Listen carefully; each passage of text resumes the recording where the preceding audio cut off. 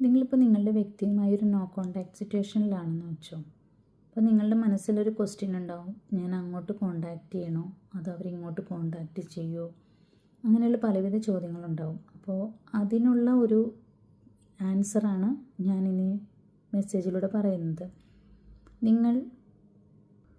നിങ്ങളൊരു കാരണവശാലും അങ്ങോട്ട് മെസ്സേജ് ചെയ്യുകയോ കോൾ ചെയ്യുകയോ അരുത്. ആദ്യത്തെ ഒരു മൂമെൻറ്റ് നിങ്ങളുടെ ഭാഗത്തുനിന്ന് ഉണ്ടാകാൻ വേണ്ടി അവർ കാത്തിരിക്കുകയാണ്. അപ്പോൾ അവർ കുറച്ചും കൂടെ കാത്തിരിക്കട്ടെ നിങ്ങൾക്ക് വേണ്ടിയിട്ട്. അപ്പോൾ അല്ലാതെ നിങ്ങളങ്ങോട്ട് പോയി ആദ്യം ഒരു മൂമെൻറ്റ് നടത്തേണ്ട ആവശ്യമില്ല.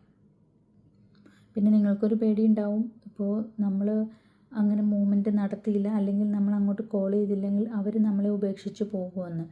അവരൊരിക്കലും നിങ്ങളെ വിട്ട് എങ്ങും പോവില്ല. നിങ്ങളെ അവർക്ക് അത്രയ്ക്ക് ഇഷ്ടമാണ്. നിങ്ങളുടെ അടുത്തേക്ക് എത്താൻ അവർക്ക് ഒരുപാട് ആഗ്രഹവുമുണ്ട്. പക്ഷേ അവരുടെ ആ വാശി ഉപേക്ഷിക്കാൻ അവർ തയ്യാറല്ല. അതുകൊണ്ടാണ് അവർ നിങ്ങളെ ഇപ്പോൾ കോണ്ടാക്റ്റ് ചെയ്യാത്തത്.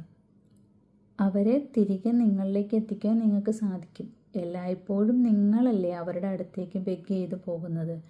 ഇത്തവണ അവർ നിങ്ങളുടെ അടുത്തേക്ക് വരട്ടെ. അപ്പോൾ നിങ്ങൾ കുറച്ചുകൂടി ക്ഷമയോടെ കാത്തിരിക്കുക.